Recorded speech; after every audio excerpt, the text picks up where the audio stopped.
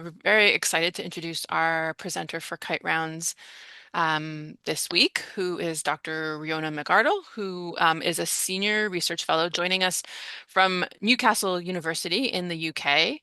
And she also, there's some people at our institution who have a real interest in patient involvement in research. And so they might also be interested to know that you are the public patient involvement and engagement lead for the digital health, aging and innovation theme at the Newcastle Biomedical Research Center. And so Ríona's research bridges digital innovation, mobility support, and dementia care. And I've been following her work with interest for a number of years now. So I'm really excited to have her here so we can hear more about that work now. So I'll hand over to you. That's great. Thank you so much. And thank you so much for having me here today to talk about some of my work. Oh, sorry, just to pause, but I don't see your slides at the moment, actually. Can you, Oh, for some okay, reason, you reshare them? have a look. Can you see them now? Yes, there Yes. they are. Okay, great. Thank you. No problem. So, thank you very much for that introduction. Thank you very much for asking me to come and talk today about some of the work that I've been doing, looking at mobility impairments in people living with dementia. And as you've said, this work has really been going on for about 10 years when I started my PhD in 2015, all the way through to now to my senior research fellowship. And it's changed a little bit over those years, but I'm going to try and take you through some of the story of what I've been doing, thinking about our abilities to look at mobility in a lab-based setting where we're really seeing people's kind of physical capacity versus what they actually do when we see them walking around in the real world. And I want to just think a little bit today about how some of this work might have an impact when we think about how we diagnose people living with dementia, but also importantly, how we actually support them after the diagnosis of dementia.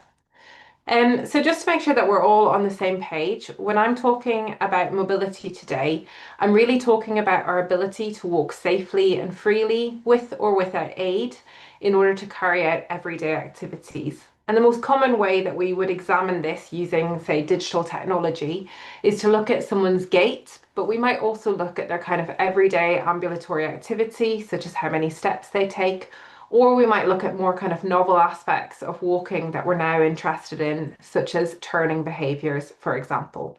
So just making sure that we're all on the same page before I go into this. And today, what I'm really going to try and do is give a little bit of insight into how we capture walking in people with dementia within a lab-based setting and what's perhaps the clinical utility of that, as well as taking you to kind of more novel approaches of looking at mobility assessment using wearables within the lab, and then taking you outside of the lab altogether and thinking about real world mobility, what might influence real world mobility, and how we might need to consider that when we're taking observation studies. And then, really, a bit of a call to action around what we want to consider when it comes to supporting mobility in people living with dementia. So let's get started on our gait assessment in the lab. So I'm sure many of you know, but dementia is a syndrome that is characterized by deficits in multiple cognitive domains, which impacts our ability to carry out activities of daily living. And dementia is a fast growing condition. So there's about 55 million people living with dementia worldwide at the moment, but that number is set to rise exponentially. And there's kind of a key call to action around this. So we really need to be improving the way that we diagnose people. So we want to make sure that we're diagnosing people earlier, but also accurately, making sure we're giving them the proper diagnosis. And we also want to think about how we can actually support people after their diagnosis to live as well as they can for as long as they can. And today I'm going to try and position mobility research as a kind of a conduit between those two different aspects. So why might we think about mobility in dementia? Well, dementia is traditionally considered a neurocognitive disorder, and so physical mobility might be under-recognized or not thought about very much when it comes to dementia. But actually, we know that it is a leading cause of disability and dependency worldwide. And we also know that people living with dementia have a much higher risk of falling in comparison to someone of the same age who's not living with dementia. There's also been ample evidence, at least 20 to 30 years of evidence, looking at gait as a marker of cognitive decline. And there's been work that has shown that gait problems begin to appear between 3 to 9 years before dementia diagnosis, but even up to 12 years before the onset of the kind of first cognitive symptoms that we might see. And this is because the way that we move actually requires really complex cognitive processes. And there's quite a lot of evidence in the gait space that has shown that gait really reflects the inner workings of cognition within the brain. And so when pathology begins to appear in the brain, it may be that this stresses out your gait so much that actually you begin to see the changes in your walking before you might see kind of overt cognitive problems. And so, as I've said, gait is considered a kind of red flag for cognitive decline, and this is something that we consider quite important to think about as a screening tool for living with dementia. But of course, dementia is really an umbrella term for many different syndromes that fall under this category. And I've just put a couple of these under the umbrella today, but there is hundreds of different types of dementia out there. I'm going to really focus on these three types of dementia today: Alzheimer's, Lewy body disease, and posterior cortical atrophy, because these are the groups that I work with. And I'm going to try and tell you a little bit about these and why it's important for us to think about differentiating them clinically. So, Alzheimer's is the most common type of dementia. It makes up about 65% of all dementia diagnoses clinically. It's characterized by prominent memory difficulties in the early stages, and gait impairments are not historically recognized as a part of Alzheimer's disease. So, actually, in the 90s, in the diagnostic criteria for Alzheimer's back then, it said that if a person had a gait impairment, that could be grounds for giving them a differential diagnosis of something, some other condition, perhaps vascular dementia, for example. In comparison, Lewy body disease only makes up about 5% of all dementia diagnoses clinically, but actually, when we look at people post-mortem, about 20% of cases pathologically have significant Lewy bodies within them. So this really suggests that we're underdiagnosing and under-recognizing Lewy body disease. Lewy body disease is a sort of spectrum disorder, so both dementia with Lewy bodies and Parkinson's disease dementia can be categorized as Lewy body disease. And there's an arbitrary 1 year rule that kind of separates out which diagnosis you might give. So if the cognitive symptoms occur at least a year before the motor symptoms, they will receive a diagnosis of dementia with Lewy bodies. And if the motor symptoms occur before the cognitive symptoms, they receive a diagnosis of Parkinson's disease dementia.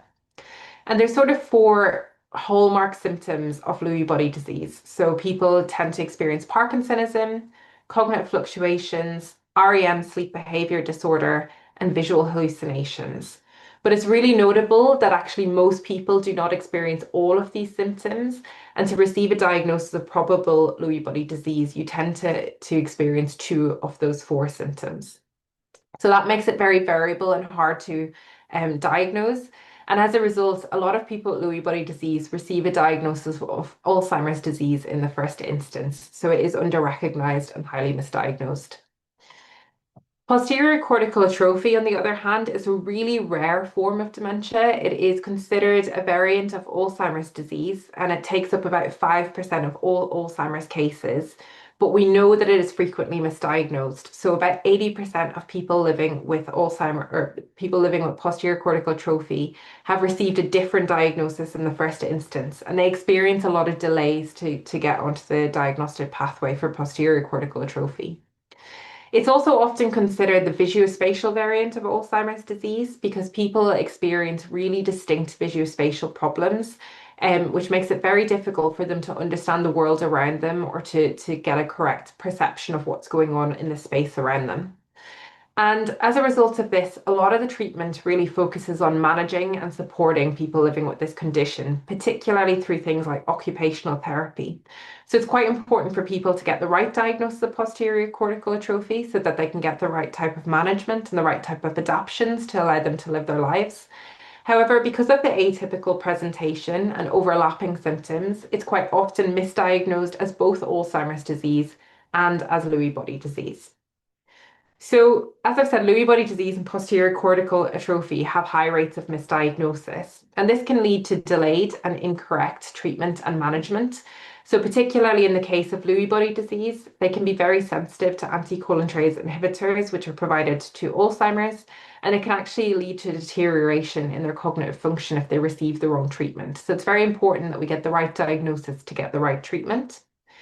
It can also lead to frustration and a loss of trust in healthcare services, and that can negatively impact people then trying to work with healthcare providers in the future as they go through their dementia journey. And finally, it can lead to inaccuracy in clinical trial cohorts. So if you're trying to test out a drug for Alzheimer's disease, for example, and actually 15% of the cohort that you've recruited don't have Alzheimer's but have underlying problems with Lewy body disease or posterior cortical atrophy, your drug may not work, and it may be because you didn't have the right cohort within your trial. So it's really important for all of these reasons that we think about giving an accurate diagnosis in the early stages to give people the best possible quality of life as they go through the condition. And as a result, we know that we need better methods for early and accurate diagnosis of dementia subtype. And my very early work during my PhD from 2015 to 2019 was asking, could gait assessment be the answer to this? So when we assess gait, traditionally, you might see a person taken into a room that looks like this. This is the gait lab in our clinical aging research unit, which is part of Newcastle University and Newcastle upon Tyne's Hospital Trust. And what we would traditionally do is we would ask the person to come in here and we would ask them to walk up and down this walkway that you can see in front of you about 6 times at their comfortable walking pace in order to capture their gait. And we can capture the gait in multiple ways doing this. So we can use this instrumented walkway that they're walking on to get an electronic footprint. We can use these cameras that are lined up all around the walls to get motion capture analysis. And we can also place a small wearable device on their lower back and ask them to wear that for the duration of the assessment. And that can allow us to drive the gait outcomes that we look at as well. So the first port of call I'm going to take you to is the instrumented walkway, where we get this electronic footprint when a person is walking. And that electronic footprint can allow us to look at many different outcomes of gait across 5 different domains. So we can look at the pace of walking, how fast or slow a person is walking, and how long their steps are. We can look at their rhythm. So for example, how long it takes them to take a step.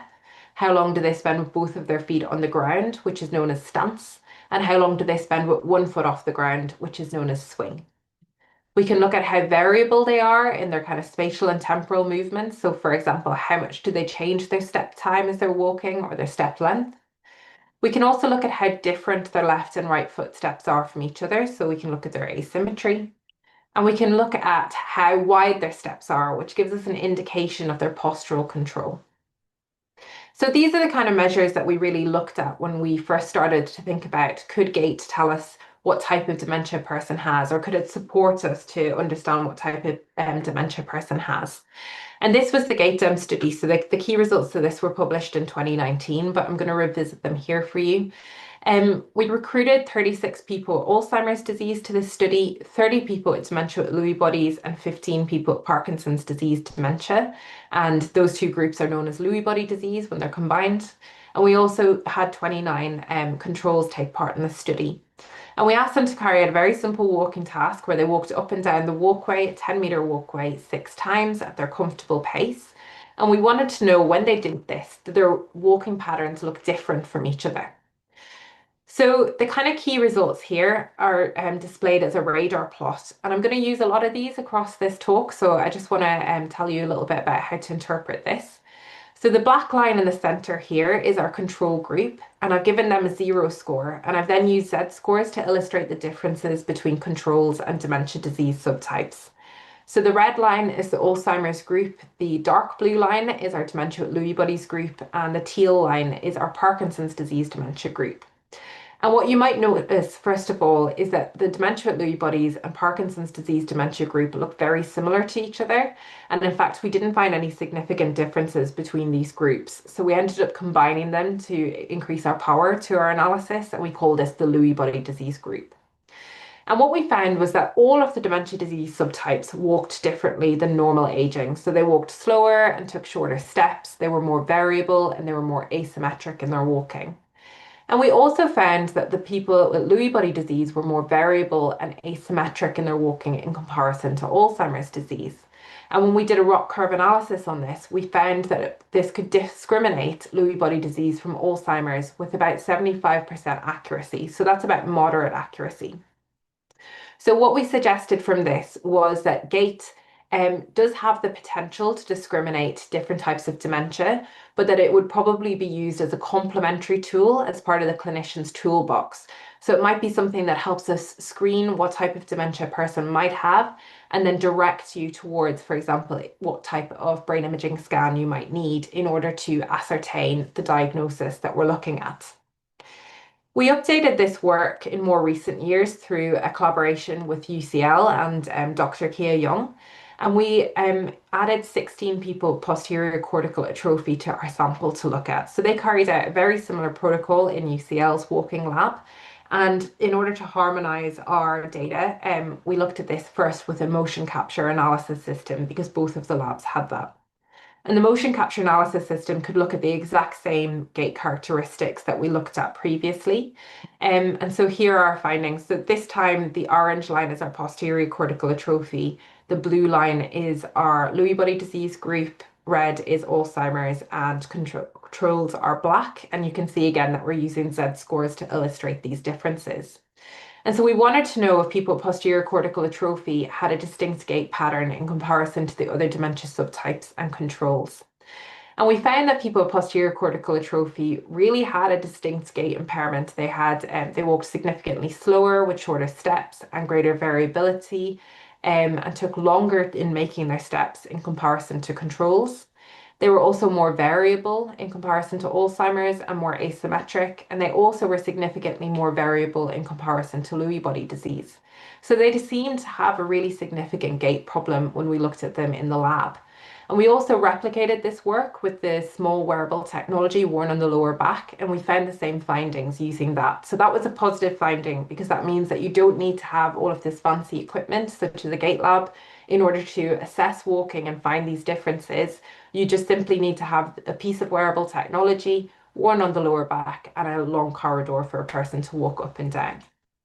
So this work really provided very early evidence that different dementia subtypes have unique signatures of gait impairment when we look at them in lab-based settings, which is usually what we consider them to be walking in the best possible circumstances. And we would suggest that these might support differential diagnosis as sort of complementary markers within the toolkit. And you can see that we've published this work over on the left-hand side so far, although we haven't published the posterior cortical atrophy work yet. But I was also very excited that earlier on last year that this work was replicated by the Mayo Clinic, and they found the same findings as we found, but in a bigger sample where they had 70 participants in each group. So that was really nice to be able to see that this is replicable and that we can take these findings forward together. There's still a couple of challenges though when we think about this kind of lab-based gait approach. So the first thing is we really need to get an understanding of what is the role of gait within the diagnostic toolkit. Are clinicians going to accept it? Where does it fit in? And what's the best possible use for it? And the other thing that we need to do is that we really need to be following people up to post-mortem to ascertain that they definitely do have this diagnosis. Because, for example, we know that only 5% of clinical cases are Lewy body disease, but there's Lewy body pathology in up to 20% of postmortem cases. So we want to make sure that we are definitely getting the right diagnoses when we are making these kind of claims that gait can differentiate dementia subtypes. I'm just going to take you through to talk a little bit about some of the more novel metrics that we might be able to look at using wearable technology within the lab. And I've included this because it's very recent work that we've done and I'm quite excited about it. But essentially, with these kind of recent advents that we have in wearable technologies, particularly something called inertial measurement units, we're now able to look at mobility-related outcomes that are beyond straight walking. So, for example, we can look at turning behaviours. And turning is a really important part of our mobility because it actually makes up about 45% of all of the walking that we do in the real world, and it is very central to our functional independence. We also think that turning is probably a very complex and cognitively demanding behavior in comparison to the traditional straight walking that we would look at in a lab, because turning requires a lot of planning, a lot of coordination and adaptation in order for you to turn safely and not have a fall. And as a result, turning impairments are both a predictor and a cause of falls. Turning impairments have also been associated in the Parkinson's disease literature with greater executive dysfunction, attentional and visuospatial impairments, and slower perceptual speed. So we might hypothesize that turning performance is therefore impaired in people who are living with cognitive impairment due to dementia or dementia-causing diseases. But to my knowledge, there is very limited research in this area. So I've only found two studies that have looked at turning in people living with cognitive impairment. And so we know that we really need to do kind of more work to get a good understanding of what's going on in terms of turning in people living with dementia and earlier forms of cognitive impairments, such as mild cognitive impairment. Because there hasn't been much work on turning so far, there's also now multiple ways to characterize turning performance using an inertial measurement unit. So we can look at spatiotemporal characteristics, such as turn duration and angular velocity, but we can also look at a range of signal-based metrics, so things like root mean square, jerk, and things that allow us to look at, for example, the magnitude of turning. At the minute, we don't have any consensus in which of these variables are relevant or clinically meaningful to people living with cognitive impairment. And so that causes a lot of challenges because as more work comes out in the literature, it's likely that people are going to use different metrics. And it's going to be hard for us to interpret those findings and compare across studies and particularly translate this work to something that's clinically applicable. So earlier in the year, we published a paper that showed that we had validated an inertial measurement unit, an algorithm based on this to be able to detect turning in people with cognitive impairment during an intermittent walking task. So this means that we ask people to walk down the walkway that you saw before, and at the end of that, they turn, and that's what we looked to detect. And so that algorithm showed that we could detect those turning behaviors and it produced 102 different turning variables. So that highlights the problem that we've got, I think. That's far too many variables. It's a very high level of correlation, and that would be very simple for us to translate to clinicians for them to be able to put in practice. So it highlighted the need for us to get a clear framework to identify what is perhaps the most relevant and interpretable outcomes for cognitive impairment. And so our aim then of this kind of new work that we're doing was to reduce the number of turning variables and develop a model of turning performance for people with cognitive impairment. So to do that, we went back to my gait data set, which included 77 people living with cognitive impairment and 28 cognitively intact controls. We then looked for associations between the turning variables that we've produced with the cognitive domains that we see coming up again and again in the literature. So executive function, visuospatial impairment, attention and information processing. And we only included the variables that were associated with those cognitive variables. And then we conducted an exploratory factor analysis. And after all of this, we had reduced the data set down to 15 variables that were across 3 domains. So this is the results of the exploratory factor analysis here. So you can see we had 3 distinct domains of turning. So the first domain we called turn initiation. So this was really made up of things around the start phases of turning.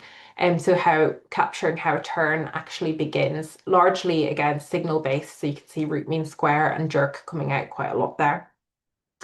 The second thing that we looked at was we called turn magnitude, and this was including turn duration, sort of mid-phase movements, and then signal-based features that would allow us to kind of reflect the size and the extent of a turn. And then the third one was called smoothness. So this was defined by minimum and maximum jerk variables, and those reflect how kind of fluid or abrupt the movement is.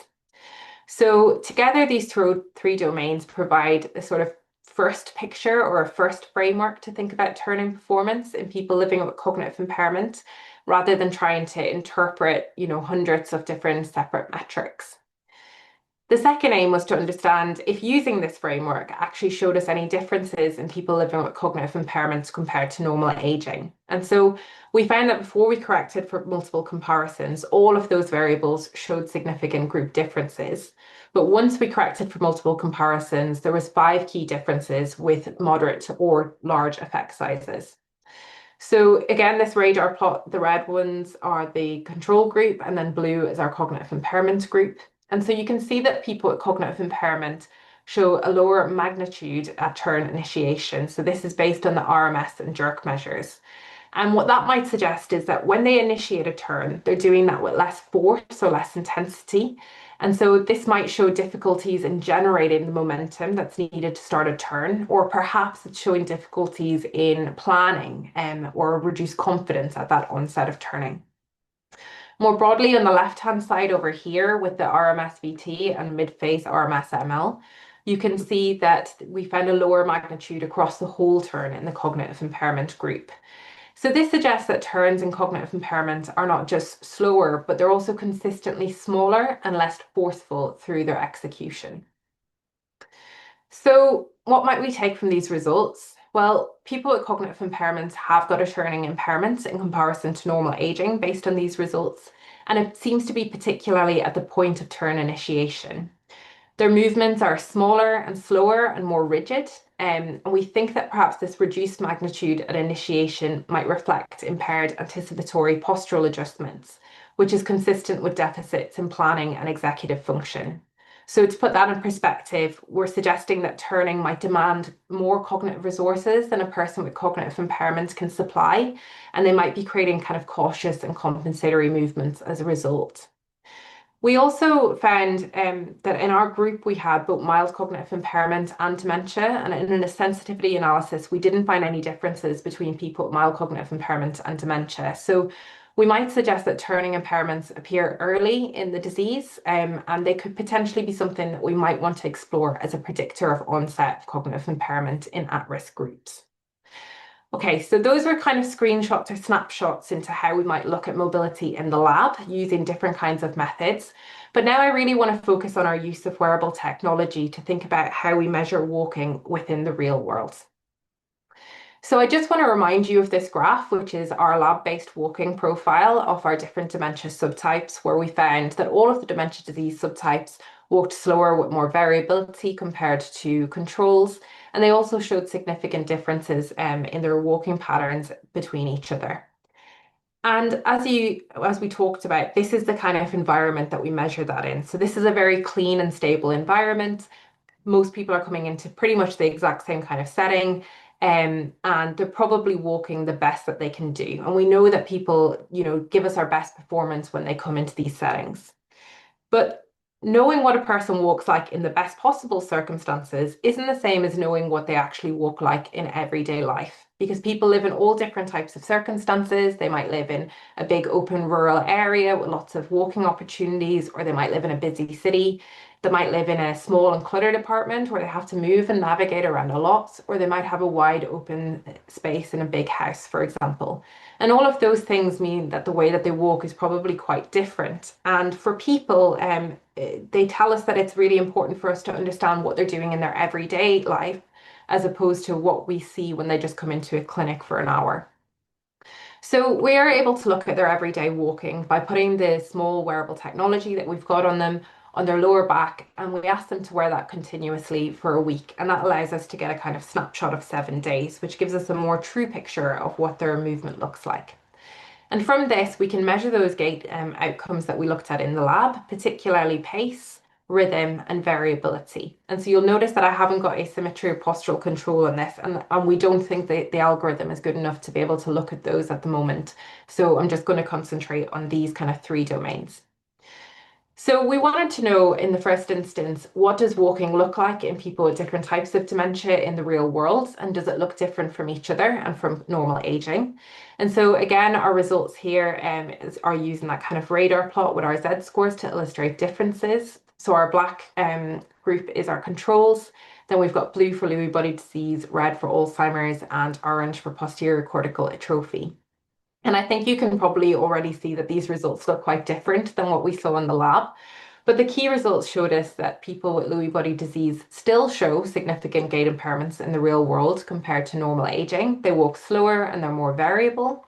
And they also show significant gait impairments compared to Alzheimer's, but in this case, they're only showing that they take shorter steps. They also have shorter steps and greater step velocity variability compared to posterior cortical atrophy. We also see that people with Alzheimer's have got a significant difference from posterior cortical atrophy in which they are more variable. But perhaps notably here, neither posterior cortical atrophy or Alzheimer's disease walk particularly differently from controls within this analysis. And so we can see that perhaps the real world gait assessment is not as sensitive or as good when we're thinking about that differential aspect of walking. And I just kind of want to use this as a bit of an example to think about why that might be. So this graph that I'm showing you here is showing the mean difference between lab-based walking and real-world walking for step velocity and also step time. And you can see that everyone kind of changes. They start at very different kind of baselines in their lab, but they all kind of end up clustering together in the real world.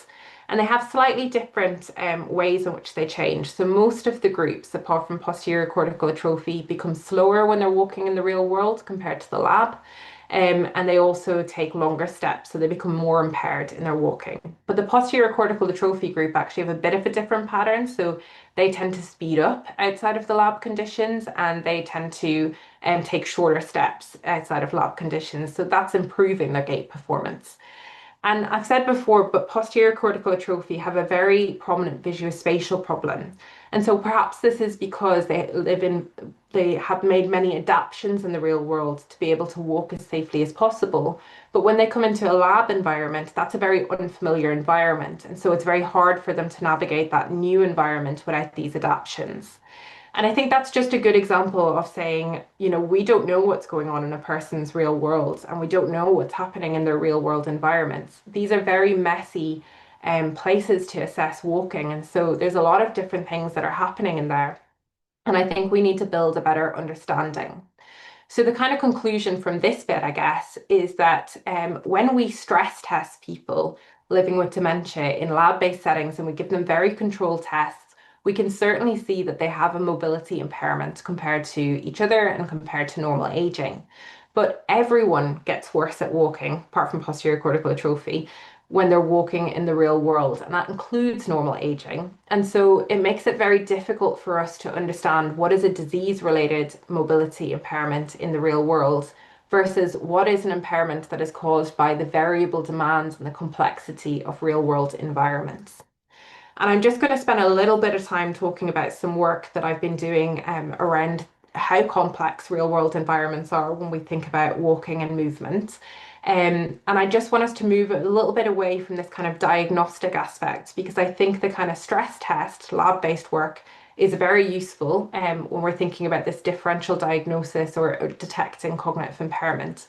But when we're in the real world, what we might want to be doing is thinking more on an individual basis and thinking about how understanding mobility can, first of all, allow us to make insights into improving the post-diagnostic space for people living with dementia in terms of building mobility support. But also if monitoring an individual's mobility can allow us to have insights into how they are dealing with their condition or how their condition is progressing on a more individual level. So the second last part of my talk is to consider these influences of real world mobility. And I want to take us away from those nuanced kind of aspects of function around gait. And I want us to think more broadly about behavioral insights that we can gain from assessing walking behaviors. So this wearable technology that we use doesn't just measure spatiotemporal aspects of gait or signal-based features of turning. It can also measure broad behavioral insights, such as how much a person walks every day, how many steps they take, what does their pattern of walking look like? For example, how long do their walking bouts look? Do they take sustained walking bouts? And how variable they are in their walking behaviors over the time period that we're assessing them. And I conducted a systematic review a couple of years ago to kind of look at how digital technology is quantifying this habitual physical activity or habitual walking activity in people living with cognitive impairment. And in general, what we found was that people living with dementia and mild cognitive impairment are doing less activity, less walking activity compared to normal aging, and they show slightly different patterns. So they take shorter walking bouts, for example, rather than sustained walking bouts. But there was a lot of things that were missing in the literature so far, and some of the things that I noted was that there was this real disease-related focus rather than a socio-ecological focus. So the core idea was always how does the person's diagnosis, such as having dementia versus not having dementia, affect walking, or the type of dementia, how does that affect their walking, or the level of cognitive impairment they have? But there wasn't very much in all of the other things that might affect how much you move in a day, such as how much social support you've got, or how you feel about walking, or what's your motivation. And those are things that are still really prominent for people living with dementia. And there was also no longitudinal studies in this space. So we had these kind of snapshot cross-sectional aspects, usually of people with mild Alzheimer's disease. But we don't know how mobility changes over time for people living with dementia and what are the factors that might lead to the acceleration or deceleration of mobility impairments over time. So I set up the Active Dem study to try and address some of these issues. So this was a collaborative study across England.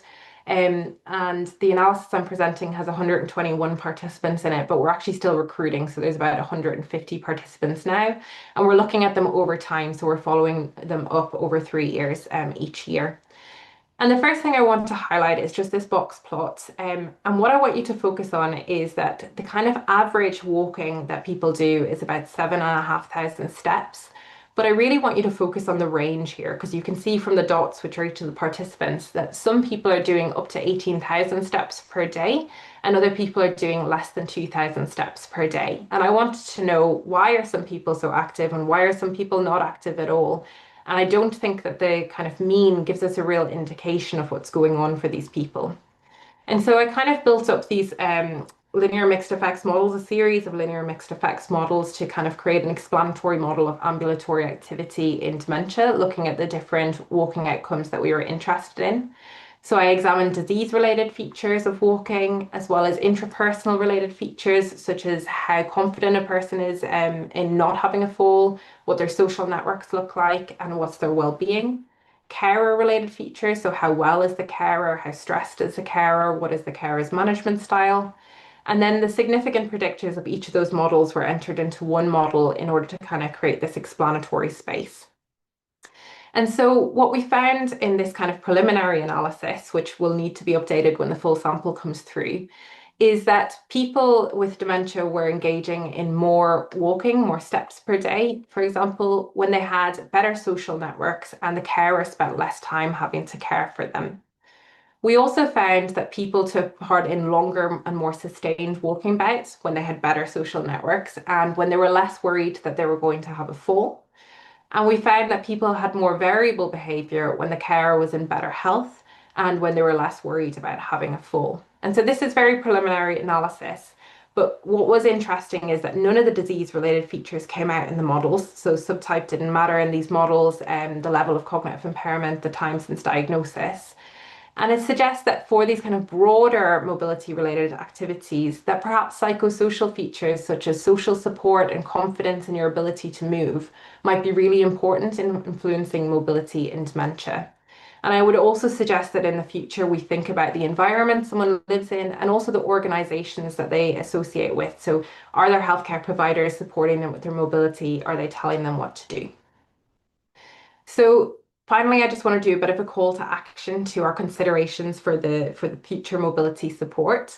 Um, and so what I hope that I've showed today is that beyond the idea of using mobility assessments for diagnosis, that despite, what we found with that, that it's clear that people with dementia do have mobility impairments that may affect them in their everyday lives, and that some of this might result in them moving less, and other things might result in them moving less as well, such as stigma of the disease, belief that people with dementia can't move that much, and so on. And what we know is that this kind of mobility and walking is really important for people in general.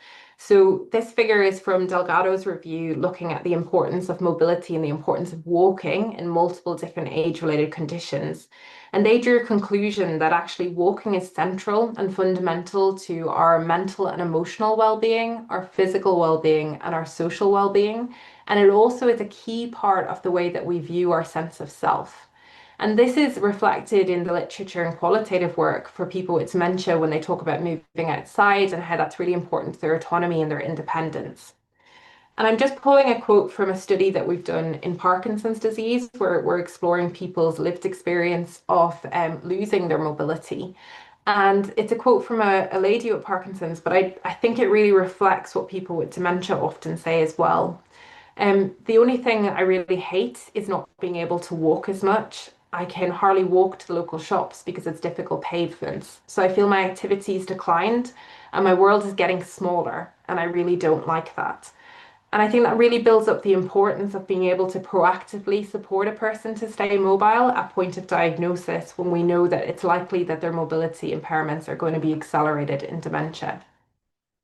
But there is barriers to this within the healthcare system. So we know that healthcare providers aren't sure where to refer people.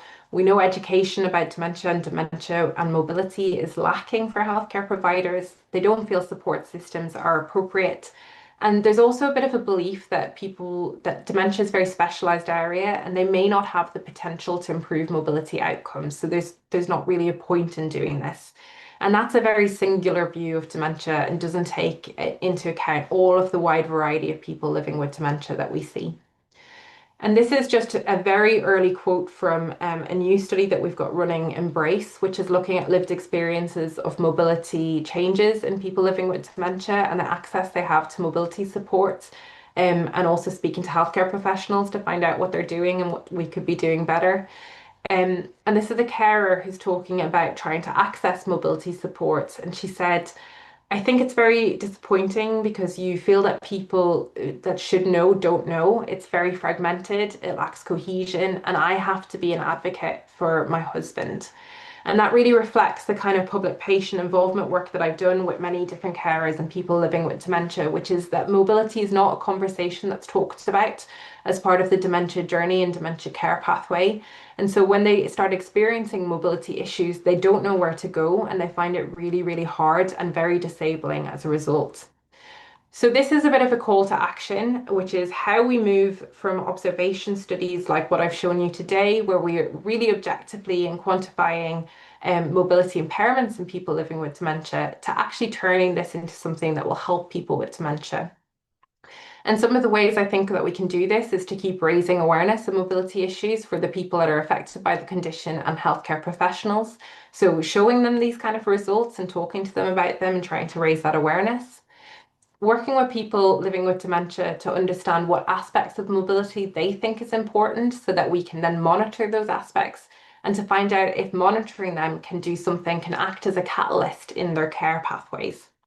And finally, using these kind of observations that we've made, particularly modifiable things such as social support playing a role in mobility or confidence playing a role in mobility, to understand how we can change those and create a bit appropriate behavioral change techniques to support people to maintain their mobility for as long as possible.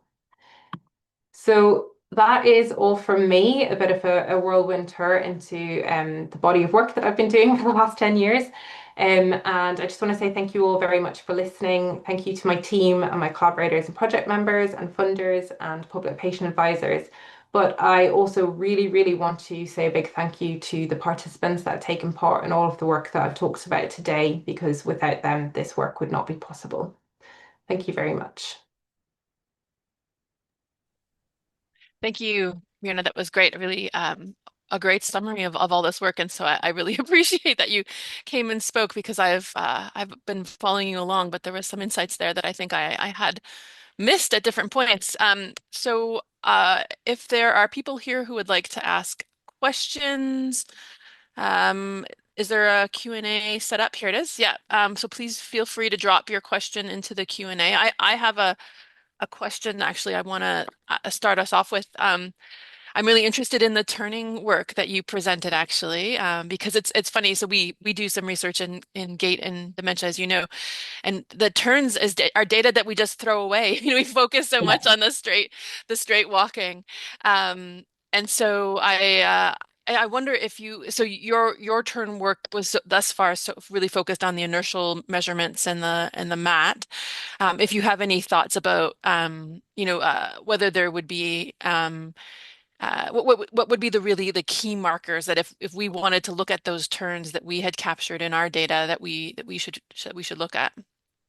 Yeah, do you know how you've been capturing your turns? Is it with motion capture analysis? It's videos, it's our video based and that, yeah. Yeah. So yeah. So I think that the way that I presented it with the kind of signal-based characteristics, those signal-based characteristics seem to be coming out most strongly, but they're of course coming from the inertial measurement unit. But what's mainly in the literature within Parkinson's, because this all seems to, as you say, have just grown out of Parkinson's. I went to a conference in 2019 and people were beginning to talk about turning, and then I went to the conference again last year and everyone was talking about turning. Is the kind of angular velocity, the turn durations, and maybe some variability around turn duration. Those seem to be the kind of key features. And I think you can get a lot out of the spatiotemporal characteristics, which you probably will be able to pull out of the videos as a really good starting point, because I think ultimately what we're seeing is that people slow down in their turning and they become very cautious. And just one of the things, because I know that sometimes you work with people that are kind of further along the dementia pathway as well, is I'm interested to know if, very similar to gait, if then you see the reversal of that as they go more into severe dementia, where they make more dangerous turns, where they might turn too quickly, because we see that sometimes with gait variability, where they're not very variable, then they become very variable, and then they drop their variability again, because they're not adapting their behaviors, so they nearly like compensate and then can't compensate anymore. So it would be interesting to see if you saw that in a severe dementia group. I don't see any questions yet, but I do have more questions too, so I'll keep asking, and then hopefully if there are any others.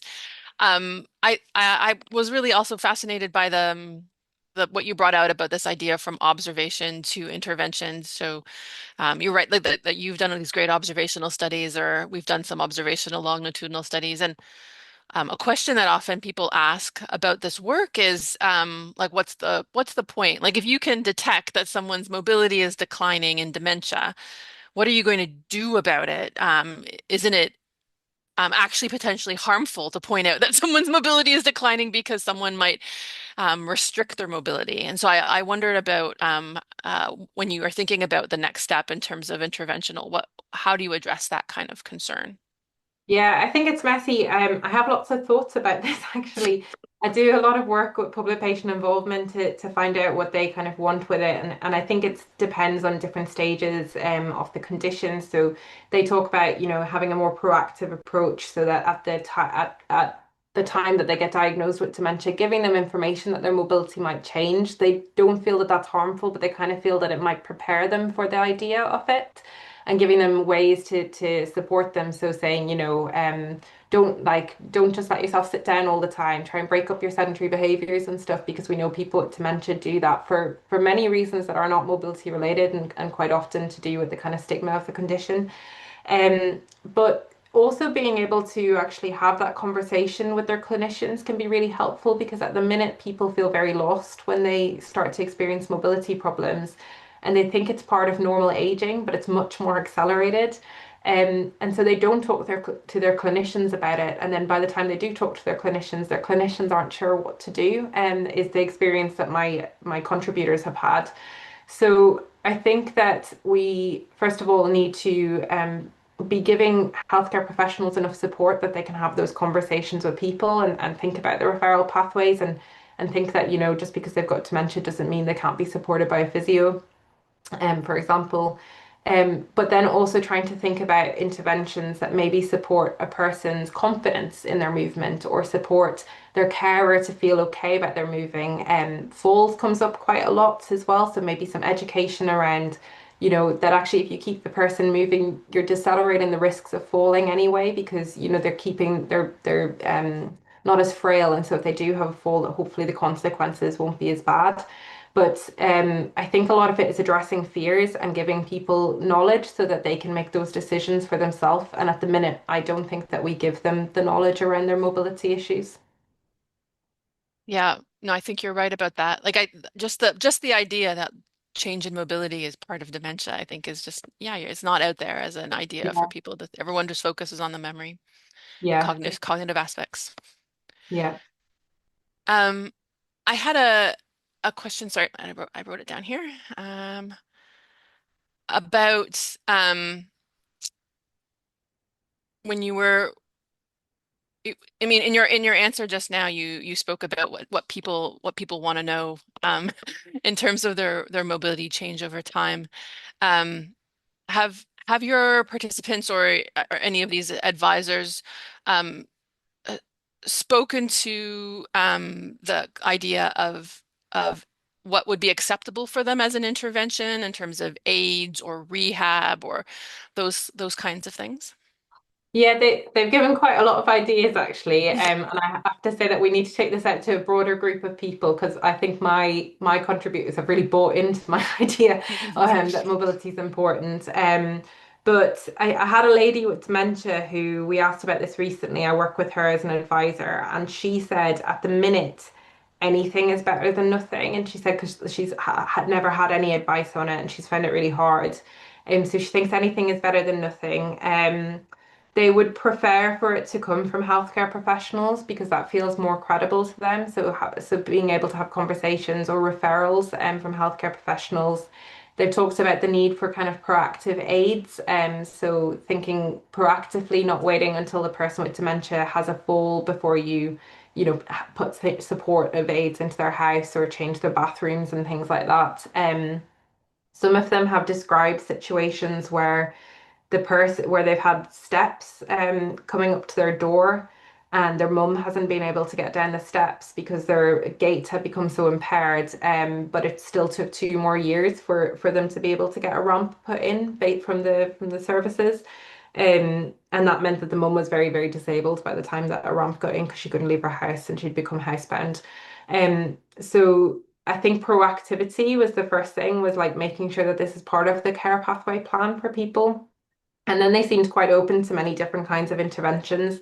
And I think the thing with mobility is that perhaps there needs to be kind of different options for people because it is, not everyone wants to do an exercise class, for example. Some people just want to read some things about management. Some people just want to know that doing the gardening can still help them or things like that. So it's still quite an individualized piece, I think. The at our research institute, there are quite a few people who do a lot of lab-based mobility work, and I was really struck by this finding that I think we know that lab-based is very different than real-world walking in general. But I wonder how much of it has to do with the volume of data that we collect. Like how much of this is like regression to the mean, where if you just collect 6 meters of walking versus if you collect 50 kilometers of walking over a longer period of time that we're, yeah. So it's do you think that there like that really we should all be moving towards more real world assessments, or is there still a role for the lab-based type work? I think that the lab-based work is really good for that kind of discriminatory aspect that I spoke about earlier because you're putting people into, very clean circumstances and then you're able to better see that sort of disease-related outcome or disease-related mobility signature that we might see, whereas the real world is just inherently really, really messy. There's loads of data, and actually a lot of the data is like very short walking bouts because most of the walking people do can be like under 10 seconds, like you get up and go to the fridge. And so that makes it really, really messy. There's been really good guidelines from the Mobilize Consortia about what to do with real world walking and how we need to, like, what ways we might want to think about it and what are the best bout lengths to look at and the best outcomes and things like that. And that's not been done in dementia, but that's something that I think that we should be striving towards with dementia, as well as to kind of create those guidelines for people living with dementia also. So ultimately, I really still think that there is a place for lab-based walking. I think that the wearable technology opens up the concepts of lab-based walking so that you could maybe also do it in a clinic, for example, which has been like one of the key barriers for this previously. But I think real-world mobility monitoring has a really good place for actually patient management and thinking about an individual's care pathway as opposed to like this broader cluster of people. Great. Well, I really appreciate you coming and presenting your work to us today. I think that the session has been recorded to share with our wider research institutes. And please, I encourage people who have come or who listen to reach out to Ríona if you have any more questions about her work. And hopefully, looking forward to finding opportunities to work together with you in the future. So thank you again so much for coming. Thank you so much for having me. Thank you. Right. Bye bye. Bye bye.